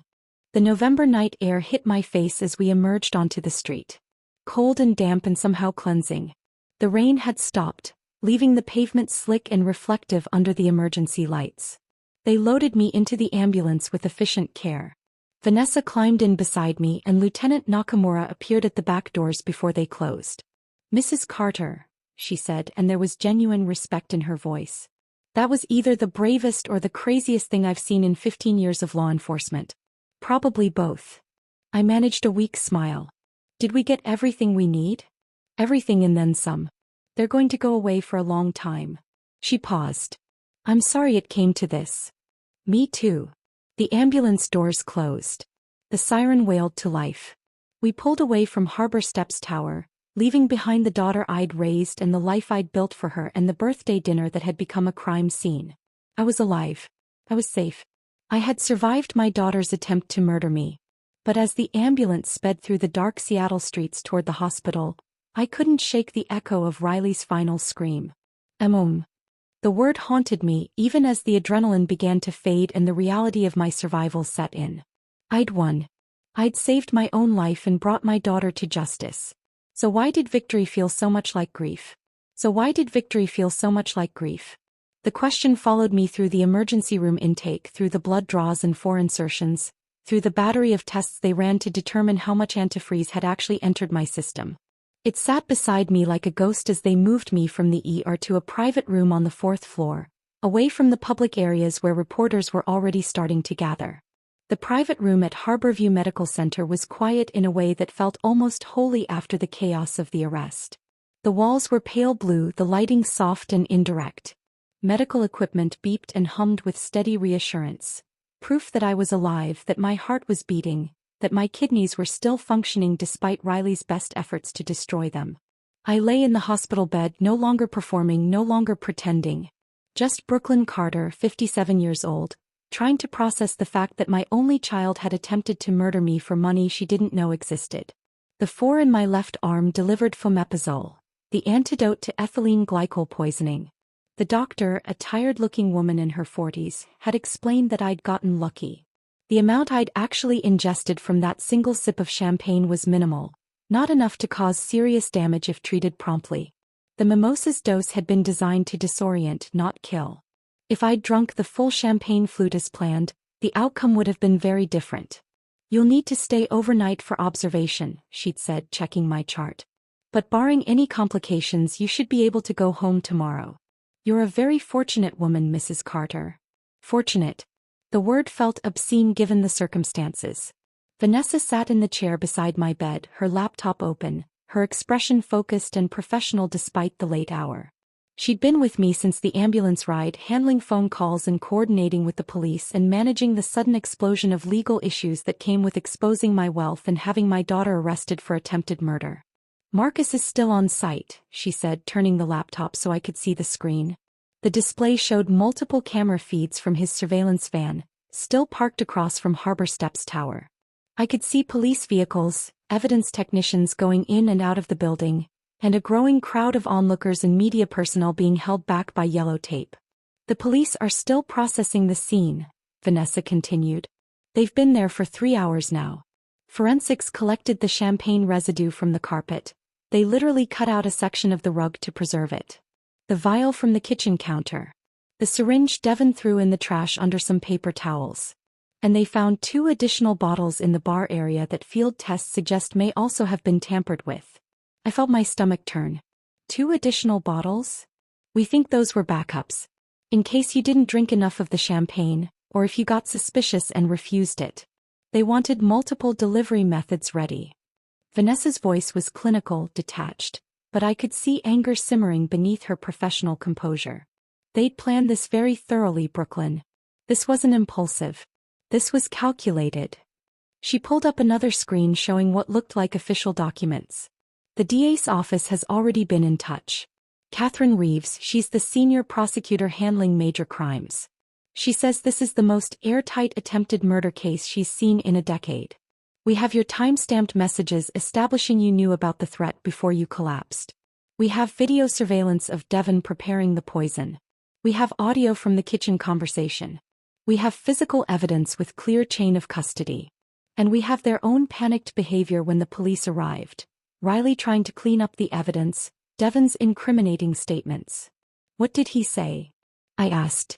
"When the first officers arrived and started asking questions, Devon said, and I quote, 'She was fine until she drank the champagne.' He literally placed her at the scene of poisoning in his very first statement." Vanessa allowed herself a small, grim smile. "His lawyer is going to have nightmares about that." I stared at the surveillance feeds showing my daughter's building. Somewhere in that tower, in that expensive penthouse she couldn't afford, crime scene technicians were photographing and documenting the place where Riley had planned my death. Collecting evidence that would be used to prosecute her. Building the case that would send her to prison. My daughter. In prison. The thought should have brought satisfaction. Justice. Vindication. Instead it just felt hollow. What about the trust? I heard myself ask, though I already knew the answer. We drafted the documents 3 months ago, right after I'd found those credit card statements in Riley's mail and realized how desperate her situation had become. Executed exactly as planned, Vanessa confirmed. She pulled up the relevant documents on her screen, pages of legal text that I'd spent weeks perfecting with her. The irrevocable trust stipulates that upon your death or incapacitation under suspicious circumstances, 100% of your assets transfer to the Carter Foundation for Women's Entrepreneurship. Riley is excluded entirely. There's no mechanism for her to contest it, no loophole for her to exploit. The foundation was established 6 weeks ago and is already operational with its own board of directors. Devon never had any claim to begin with, I said. Correct. He married Riley, not you. He has no legal standing regarding your estate whatsoever. Vanessa closed that window and opened another. I've also activated the secondary provisions we discussed. All the quiet financial support you've been providing, the property tax payments on their penthouse, the minimum payments on 3 of their credit cards, Those anonymous deposits you made to their checking account every month to keep them afloat. All of it stopped the moment you were admitted to this hospital. She showed me account statements, transaction histories, a timeline of financial support I'd been providing for the past 18 months without Riley ever knowing. Thousands of dollars a month, channeled through intermediaries so it couldn't be traced back to me. Money I'd given because despite everything, despite the distance and the coldness, she was still my daughter. Within 72 hours, Vanessa continued, foreclosure proceedings will begin on the penthouse. They're already 4 months behind on the property tax, and without your payments they have no way to catch up. The bank will repossess Devon's leased BMW and Riley's Mercedes. The credit cards will default. Their carefully constructed lifestyle of borrowed money and fake success ends now. Good, I said and meant it. Let them feel what it's like to have nothing. Let them understand the life they thought I was living, the poverty they assumed I wallowed in while refusing to help them. Vanessa reached over and squeezed my hand. Her palm was warm and solid, real in a way that very little felt right now. How are you doing? Really? I closed my eyes and let myself feel the full weight of what had happened. For hours I'd been running on pure adrenaline and strategic thinking. Planning my survival, executing my escape, ensuring the evidence was collected. Now, in the quiet safety of this hospital room, the emotional reality was crashing over me like a tsunami. My daughter tried to kill me, I said, and hearing the words out loud made them somehow more real and more impossible at the same time. Riley. The baby I carried for 9 months. The child I rocked through nightmares and held through tears. The little girl who used to tell me I was the bravest person in the world. She stood in that kitchen and agreed to poison me. I know. I gave her everything, Vanessa. Everything. I worked myself into exhaustion. I missed her childhood because I was building something I thought would secure her future. I hid my success because I wanted her to develop character and strength and independence. And what did I create? Someone who sees me as an obstacle. Someone who thinks my life is worth less than their credit card debt. My voice cracked on the last words. I felt tears sliding down my face. The first tears I'd allowed myself since this nightmare began. You didn't create that, Vanessa said firmly. Devon did. Riley was already insecure about money, already ashamed of her modest upbringing, already desperate to appear successful. Devon saw all of that and weaponized it. He isolated her from you, convinced her that you were hoarding resources while she suffered, painted you as selfish and uncaring. He manufactured the resentment that made murder seem justified. But she made the choice, I said, opening my eyes to look at Vanessa. In that kitchen when he laid out the plan, she could have said no. She could have walked away. She could have called the police or warned me or done literally anything except nod and say, okay. That was her choice. Her agency. Her decision. Vanessa didn't argue because she knew I was right. She'd seen the surveillance footage, heard the audio recording. There was no ambiguity about Riley's role. She wasn't a passive victim. She was an active participant. Lieutenant Nakamura will be here soon to take your full statement, Vanessa said after a moment. The prosecutors want you to testify when this goes to trial. I need you to understand what that means. Riley's defense attorney, and she'll hire the best she can afford, probably going even deeper into debt, will paint you as vindictive and manipulative. They'll claim you fabricated evidence. They'll argue you're senile or confused or suffering from paranoid delusions. They'll suggest you orchestrated this whole thing because you're angry about Riley's marriage or jealous of her success or mentally unstable. Let them, I said, sitting up straighter in the hospital bed. The 4 tugged at my arm, but I ignored it. Let them say whatever they want. I heard what I heard in that kitchen. I saw Devon measure poison into my drink. I tasted the antifreeze in that champagne. Those are facts, not delusions. And I'm not going to let my daughter avoid consequences just because she came from my body. Vanessa nodded and I saw approval in her eyes. That's what I needed to hear. Because this is going to get ugly, Brooklyn. It's already starting. There are news vans outside this hospital right now. The story is everywhere. Seattle mother escapes daughter's murder plot. Birthday dinner turns into crime scene. Your name is public. And within 24 hours, someone is going to dig into your background and discover Carter and Associates holdings. I felt my stomach tighten. My wealth becomes public. Yes. The life you've spent 32 years hiding becomes front-page news. Secret millionaire mom outwits killer daughter. The media will have a field day. Every decision you've ever made will be scrutinized and judged by strangers. People will question why you hid your money. They'll call you manipulative for not helping Riley financially. They'll debate whether you somehow drove her to this. I looked at my reflection in the darkened window. The woman staring back looked older than 57. Tired. Hurt. But not broken. There was something new in her eyes. Something harder than before but also strangely clear. Let them talk, I said quietly. I've spent 3 decades hiding my success because I thought it would protect Riley's character. I thought if she didn't know about the money, she'd develop her own work ethic and values and sense of self-worth. Look how that turned out. She developed resentment instead. She learned to see me as worthless. Maybe it's time the world knows exactly who Brooklyn Carter is. Not the persona I created, but the woman who built an empire in silence and survived her own daughter's murder attempt. Vanessa smiled, really smiled for the first time since this started. There's the woman I know.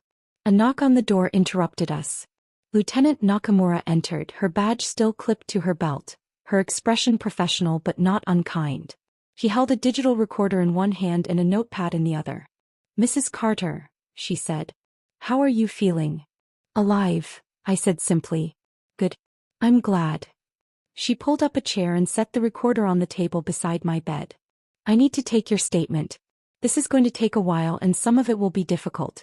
But I need you to walk me through everything, from the moment you arrived at the penthouse until the moment we made the arrest. Every detail matters." I took a deep breath. Felt the 4 pull at my arm. Heard the monitors beeping steadily behind me. Looked at Vanessa's reassuring presence, then at Nakamura's attentive focus. "Hey," I said. "Let me tell you about my daughter's birthday gift to me." And I began. The statement took 3 hours. Lieutenant Nakamura asked questions in methodical detail, walking me through every moment from the bus ride to Riley's building through the arrest and ambulance transport. She made me describe the taste of the mimosa, the sensation of the dizziness, the exact words I'd heard through the kitchen door. She asked about my relationship with Riley, about Devon, about the financial support I'd been secretly providing. I answered every question honestly, my voice steady even when the memories threatened to overwhelm me.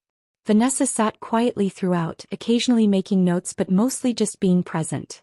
A silent anchor keeping me grounded. When it was finally over, when the recorder clicked off and Nakamura closed her notepad, I felt hollowed out. Like I'd just excavated the worst parts of my life and laid them bare for official documentation. "Thank you, Mrs. Carter," Nakamura said. "I know that wasn't easy. Get some rest. We'll be in touch as the case develops." After she left, I lay back against the pillows and stared at the ceiling. The monitors beeped. The 4 dripped. Somewhere down the hall, a nurse laughed at something. Normal sounds. Life continuing as if the world hadn't just tilted on its axis. "Sleep," Vanessa said gently. "Tomorrow we start dealing with everything else." But sleep didn't come easily. And when it did, I dreamed of Riley as a child, reaching for me with small hands, calling "Mommy," in a voice that no longer existed. 3 months later, the King County Courthouse loomed before me like a monument to judgment. I sat in the witness waiting room on the 3rd floor, wearing the navy blue suit Vanessa had helped me select from Nordstrom. Our first shopping trip together where I'd actually allowed myself to buy something expensive. Professional but not flashy. Sympathetic but not weak. The kind of outfit that said credible witness without screaming secret millionaire. Through the heavy wooden door, I could hear muffled sounds from the courtroom. Voices rising and falling. Chairs scraping. The low murmur of a crowd settling in for the show. Because that's what this had become, a show. Entertainment. The salacious story that had dominated local and national news for months. Mother's secret fortune. Daughter's deadly birthday plot. Seattle woman fakes death to expose killer daughter. The poisoned inheritance. A birthday betrayal. The headlines had been relentless. My face was everywhere. The grainy security footage of me being wheeled out on the gurney, my professional headshot from Carter and Associates Holdings that someone had dug up from a real estate licensing database, an old photo from Riley's high school graduation that some former classmate had sold to the media. People I hadn't spoken to in decades had crawled out of the woodwork. Former colleagues requesting interviews. Neighbors from Riley's childhood suddenly remembering how Troubled, she'd seemed. Documentary filmmakers wanting exclusive rights to my story. Book publishers offering six-figure advances. I'd ignored them all. Every single request, every offer, every attempt to monetize my daughter's attempt to murder me. I had one focus: making sure Riley and Devon faced justice. The door opened and Vanessa stepped inside, immaculate as always in a charcoal gray suit. "They're ready for you," she said gently. "The prosecution just finished their opening statements. Catherine Reeves is brilliant. She laid out the entire case in 20 minutes and had half the jury in tears." I stood, smoothing my skirt with hands that weren't quite steady. "How does Riley look?" "Young." Her attorneys dressed her in a conservative gray dress, minimal makeup, hair pulled back. "They're going for the innocent daughter manipulated by evil husband angle." Vanessa's expression hardened. "Don't let it affect you. Remember what you heard in that kitchen. Remember who chose to say yes." I nodded, forcing myself to breathe slowly. This was it. The moment I'd been preparing for, dreading and needing in equal measure. Vanessa squeezed my shoulder. "Tell the truth. Stay calm. Look at the jury when you answer. They need to see your humanity, not just hear your words. You've got this, Brooklyn. You're the strongest person I know." The courtroom was smaller than I'd expected, more intimate.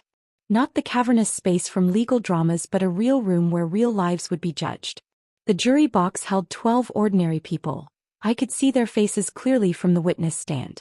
A woman in her 60s who reminded me of my former neighbor Mrs. Martinez. A young man with tech company casual wear who couldn't have been older than 30. A middle-aged woman whose grocery store name tag peeked out from under her blazer. Regular people who would decide my daughter's fate. The gallery was packed. Journalists with notepads. Court artists sketching frantically. People who'd lined up at dawn for a seat at the most sensational trial Seattle had seen in years. And cameras, because the judge had allowed limited media coverage given the public interest. Catherine Reeves stood at the prosecution table, tall and commanding in a burgundy suit. She'd spent the past 3 months building the case against Riley and Devon with meticulous precision. Now she approached me with a professional warmth that put me slightly at ease. "Mrs. Carter, thank you for being here today. I know this is difficult." Her voice carried clearly through the courtroom. "Can you tell the jury about your relationship with your daughter Riley?" I took a breath and began. Told them about raising her alone after Tom left. About the sacrifices, the double shifts, the birthday parties I'd planned on shoestring budgets. About paying for her education by quietly selling properties she didn't know existed. About hiding my wealth because I wanted her to develop character and independence. My voice stayed steady, but I couldn't help glancing toward the defense table. Riley sat between her 2 attorneys, and Vanessa had been right. They'd styled her to look as young and vulnerable as possible. The gray dress was demure, almost dowdy. Her hair was pulled back in a simple ponytail, no expensive styling. Her jewelry was minimal, just a simple silver cross necklace that I'd never seen her wear before, clearly chosen to signal innocence and faith. She looked nothing like the woman who'd handed me poisoned champagne while wearing a silk blouse and Cartier bracelet. When our eyes met, she didn't look away. For a long moment we just stared at each other across the courtroom. I searched her face for something, remorse, recognition, the daughter I'd raised. But all I saw was desperation and something that might have been defiance. Her lead attorney, a sharp-faced man named Richard Brennan, scribbled notes aggressively, preparing for cross-examination. Catherine guided me through the birthday dinner. The strange taste in the mimosa. The dizziness. The overheard conversation in the kitchen. "And what exactly did you hear Devon Garrison say?" Catherine asked. "He said he'd put 0.5 milliliters of antifreeze in the mimosa to make me disoriented and compliant. He said the champagne would contain 3 milliliters total, which would cause kidney failure within 12 hours and look like natural causes." A ripple went through the courtroom. One juror, a man in his 40s, visibly recoiled. "And what did your daughter Riley say during this conversation?" I took a breath, steadying myself. She asked what if someone questioned it. Devon told her no one would, that I had no close family or friends. That they controlled the narrative. Then Riley said, "But murder, Devon. She's my mother." The courtroom was absolutely silent. Even the journalists had stopped scribbling. And how did Devon respond? "He said I was an obstacle to their survival." That they needed my life insurance and retirement account. That they needed it now, not in 20 years when I died naturally. My voice cracked slightly and I didn't try to hide it. And then Riley nodded and said okay. She told him to make sure I drank all of it. Objection. Richard Brennan shot to his feet. Your Honor, the witness is speculating about my client's intent based on. Overruled, Judge Morrison said firmly. The witness is testifying to what she directly observed and heard. Continue, Ms. Reeves. Catherine took me through the rest. The bathroom, the messages, the performance, the arrest. My testimony lasted nearly 2 hours and through it all I kept my composure. Kept my voice steady. Kept my eyes on the jury, letting them see the truth in my face. When Richard Brennan stood for cross-examination, he came out swinging. Mrs. Carter, you've testified that you built a $180 million fortune in complete secrecy, hiding it from your daughter for over 30 years. Is that correct? Yes. And you did this, you claim, to teach her character. To make her independent and strong. Yes. Isn't it true, Mrs. Carter, that you're a manipulative, controlling woman who enjoyed watching your daughter struggle while you sat on a fortune you refused to share? No. Isn't it true that when Riley finally found happiness with Devon, you couldn't stand losing control of her life? No. Isn't it true that you fabricated this entire poisoning story because you were angry that Riley had chosen her husband over you? No. I looked directly at him, then at the jury. I heard what I heard. I saw what I saw. The forensics confirmed ethylene glycol in the champagne and in the vial from their kitchen. Devon's internet search history is in evidence. The audio recordings are in evidence. These are facts, Mr. Brennan. Not fabrications. He tried for another hour but couldn't shake my testimony. The evidence was too solid, too overwhelming. When Devon took the stand 2 days later, his performance was polished but hollow. He denied everything, claimed the evidence was planted or misinterpreted, painted me as a vengeful mother destroying her daughter's life. But Catherine demolished him on cross-examination. Played the audio recordings where his voice was unmistakable. Showed his fingerprints on the vial. Displayed his search history, lethal dose ethylene glycol human, symptoms kidney failure versus heart attack, how long detect antifreeze autopsy. I watched his confidence crumble in real time. Then came Riley's turn. The defense called her on the final day of testimony, their last hope for creating reasonable doubt. She walked to the witness stand with her head bowed, moving like someone approaching their own execution. Her hand shook visibly as she placed it on the Bible to be sworn in. Her attorney led her through a carefully constructed narrative. Devon had manipulated her. Financially abused her. Emotionally coerced her. She'd been terrified, desperate, not thinking clearly. I never wanted to hurt my mother, Riley said, tears streaming down her face, her voice breaking. Devon told me she was already dying. That her heart condition was terminal. That we were just speeding up the inevitable and making it painless. I was so scared of losing everything. I wasn't in my right mind. I made a terrible, horrible mistake. Some of the jurors looked moved. The grocery store manager dabbed at her eyes. But then Catherine Reeves stood for cross-examination, and her voice was surgical in its precision. Miss Garrison, did your mother look like she was dying that night? No, but Devon said. Yes or no, please. Did she appear to be suffering from a terminal condition? No. Did she ask for help ending her life? No. Did she express any wish to die? No. At any point during the planning of this murder, and let's be clear, that's what we're talking about, planned murder, did you call the police? Silence. Did you warn your mother? Silence. Did you refuse to participate? Riley's hands twisted in her lap, her fingers knotting together. The courtroom held its breath. No, she finally whispered. Because you wanted her dead, Catherine said, her voice flat and factual. You wanted the money you thought she had. You chose that over your mother's life. Riley's face crumpled completely. She looked directly at me, mascara running down her face, her composure shattered.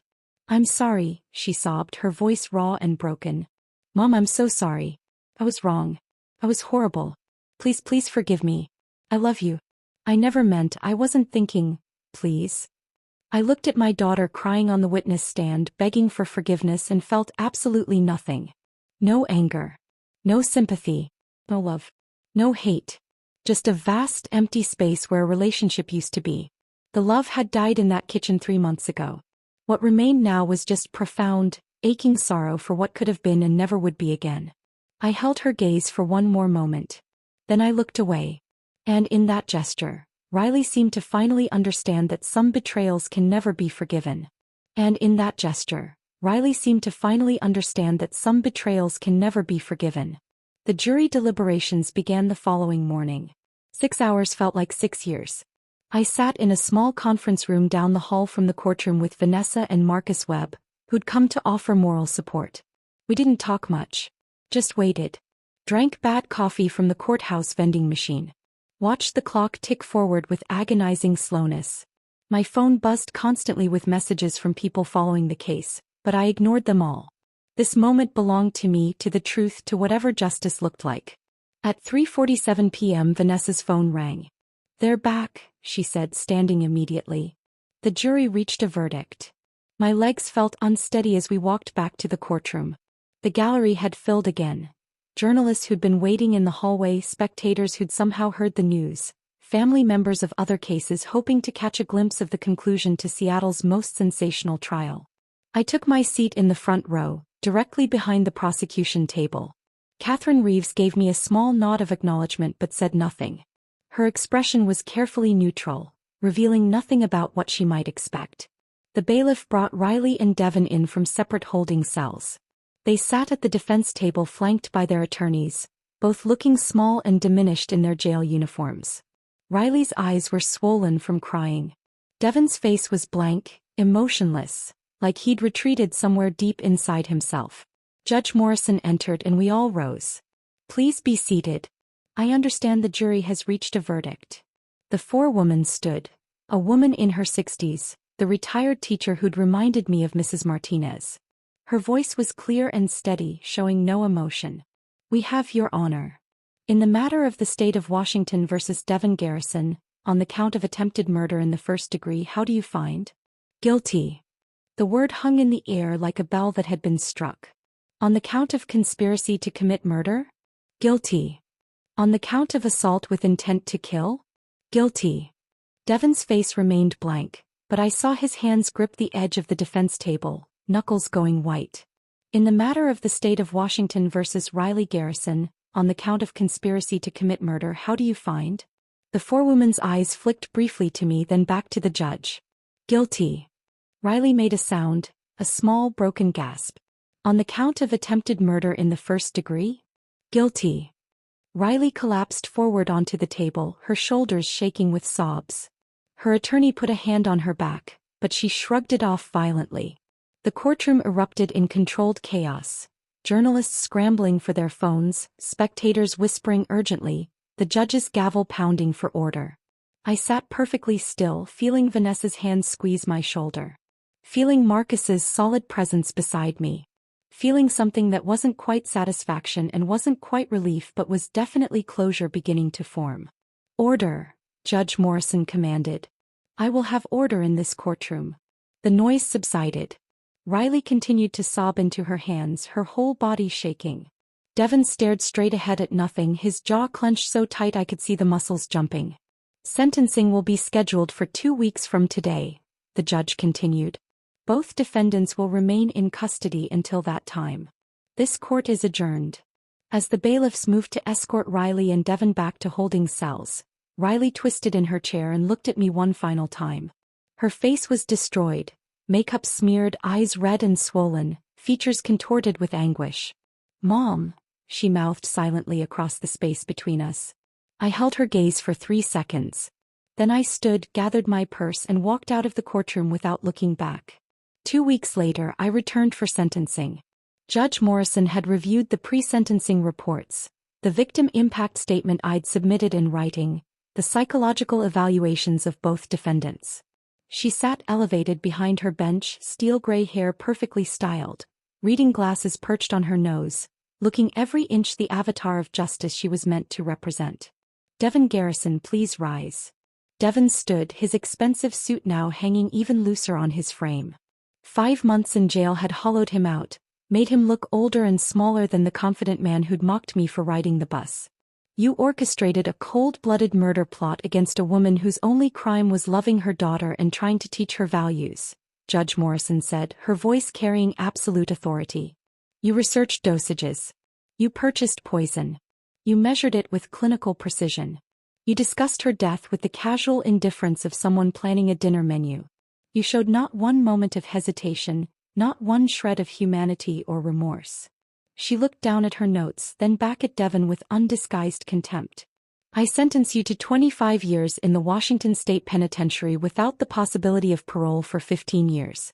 During your incarceration, you will undergo mandatory counseling and will be required to participate in programs addressing financial crime and domestic manipulation. Bailiff, remove the defendant. Devon's face remained expressionless as they led him away, but I saw his hands trembling at his sides. Riley Garrison, please rise. Riley stood on unsteady legs, supported by her attorney's hand on her elbow. She looked impossibly young in her gray dress, hair pulled back, no makeup to hide the devastation on her face. For a moment she looked like the little girl I'd raised. The little girl who no longer existed. Judge Morrison removed her glasses and looked at Riley with something more complex than simple contempt. Ms. Garrison, your case presents unique circumstances. Unlike Mr. Garrison, you had a lifetime of love and support from the victim. You had a mother who sacrificed everything for your well-being. And you repaid that love with betrayal and attempted murder. Riley's shoulders shook with silent sobs. You had every opportunity to stop this. Every chance to choose your mother over money, love over greed, conscience over convenience. At any point you could have said no. Could have warned her. Could have called the police. You chose not to. The judge's voice hardened. I sentence you to 18 years in the Washington State Penitentiary without the possibility of parole for 12 years. I am being more lenient than with Mr. Garrison because I do believe he was the primary architect of this plot. But make no mistake, you were a willing participant. You made a choice and choices have consequences.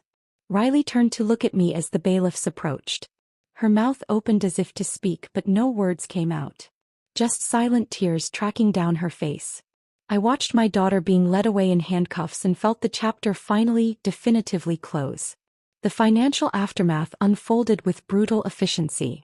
Within 60 days of the arrest, the foreclosure on the penthouse was complete. I attended the auction out of morbid curiosity, sitting in the back row of a conference room at a downtown real estate office. The bidding was lackluster. The penthouse that Riley and Devon had paid $4.2 million for, mostly with borrowed money, sold for $3.8 million. The market had softened and the property's notorious history didn't help. Sight of the birthday poison plot wasn't exactly a selling point. The proceeds went directly to creditors. After the primary mortgage, the second mortgage, the property taxes and the legal fees, there was nothing left. Less than nothing. Devon and Riley still owed money even after losing everything. The luxury cars were repossessed within the first month. The BMW and Mercedes both auctioned off for less than the outstanding lease payments. The designer furniture was liquidated through an estate sale company, selling for pennies on the dollar. I saw photos online. Riley's carefully curated life scattered across folding tables in a warehouse, strangers pawing through her expensive delusions. Her so-called friends evaporated like morning fog. The people who'd surrounded her at charity galas and yacht parties and ski trips, people who'd benefited from her borrowed generosity, disappeared completely. Not one sent a letter to the jail. Not one showed up at the trial to offer support. Not one stood by her when the money ran out. I took no satisfaction in their financial destruction. That had never been the point. But I did take comfort in knowing that the empire I'd built, the $180 million portfolio, the 17 office buildings, the shopping centers and residential complexes, would never fall into their hands.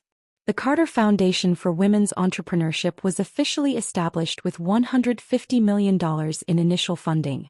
Vanessa served as board president, along with 4 other successful businesswomen I'd recruited. The foundation's mission was simple: provide grants, mentorship, and resources to single mothers trying to start businesses while raising children alone. Women like I had been 30 years ago. Women who needed a chance, not charity. Women who would work themselves to exhaustion for their children's futures. The remaining $30 million stayed in trust for my own retirement and care. More money than I could spend in 2 lifetimes, but security I'd earned through decades of sacrifice. 6 months after the trial ended, I received an envelope in my mail. Prison correspondence, carefully screened by the Department of Corrections. Riley's handwriting on the front, the same looping script I'd seen on birthday cards and school assignments decades ago. I stood in my small apartment holding that envelope for a full 10 minutes, debating whether to open it or throw it away. Part of me wanted nothing to do with words from the daughter who'd tried to murder me. Part of me needed to know what she could possibly say. Curiosity won. "Mom," the letter began, and I almost stopped reading right there. But I forced myself to continue. "I don't expect forgiveness. I don't expect anything. I just need you to know that I understand what I did. The prison psychologist has been working with me, and I'm starting to see how Devin manipulated me, but that doesn't erase my choices. I chose to listen to him. I chose to see you as an obstacle instead of my mother. I chose money over love. I chose poison over asking for help." The letter continued for 3 pages, single-spaced, Riley's handwriting occasionally shaky with emotion. She wrote about therapy sessions where she'd finally confronted her own shame about her modest upbringing. About how Devin had exploited those insecurities, convincing her that appearance mattered more than integrity. About the cognitive dissonance of loving someone while agreeing to kill them. "I'm going to spend the next 12 years minimum in here, and I deserve every single day of it," she wrote. "I deserve more. I deserve to never see the outside world again. Because what I did wasn't just attempted murder. It was the ultimate betrayal of someone who only ever loved me." The final paragraph made me set the letter down and cover my mouth with my hand. "I don't know if you'll ever read this. But if you do, I want you to know that you were a good mother. The best mother. You worked yourself to exhaustion to give me opportunities. You sacrificed your own happiness for mine. You tried to teach me values, and I rejected every lesson. I failed you, not the other way around. I love you. I'm sorry." Those words mean nothing now, but they're true. Riley. I sat in my apartment with that letter in my hands and cried for the first time since the arrest. Not for Riley as she was now, but for the little girl she'd been. For the relationship that could have existed. For the mother-daughter bond that had been poisoned long before that birthday dinner. Today I'm 58 years old. A year has passed since that November night when I faked a heart attack on my daughter's penthouse floor. I still live in my rent-controlled Capitol Hill apartment, though now it's a choice rather than necessity. I still drive my 2009 Camry with the dented bumper. I still clip coupons on Sundays and wear sensible shoes from Payless. But I'm no longer hiding who I am. Carter and Associates Holdings is public knowledge now. I've done interviews with business journals and women's magazines about building wealth in silence, about the philosophy behind my choices, about what I'd do differently if I could go back. I've become an accidental advocate for financial literacy and women's economic independence. High schools invite me to speak to students about long-term thinking. Business organizations want me on panels about real estate investment. It's strange being visible after decades of invisibility, but I'm adapting. Last month, the Carter Foundation hosted its first annual grant ceremony. 15 single mothers received funding to start businesses. Everything from a mobile pet grooming service to a bookkeeping firm to a graphic design studio. I stood on that stage and told them the part of my story that mattered. The struggle, the sacrifice, the belief that hard work and smart decisions could change everything. They didn't need to hear about the murder attempt. They'd already seen that on the news. They needed to hear about the part before. The woman who'd built something from nothing while the world underestimated her. As for Riley, I haven't written back. I haven't visited the women's correctional facility where she's serving her sentence. I don't know if I ever will. I kept her letter though. Put it in a wooden box along with her baby photos, her elementary school report cards, the construction paper birthday cards she made me when she still thought I hung the moon. Maybe someday I'll be ready to forgive her. Maybe not. Some betrayals cut too deep to heal, even with time and therapy and tearful letters. But I'm no longer defined by what she did to me. I'm defined by what I built, what I survived, and what I'll leave behind when I'm gone. I'm Brooklyn Carter. I built a $180 million empire in silence. I survived my daughter's murder attempt. I exposed the truth and brought justice. And I'm still standing. Brooklyn Carter doesn't lose.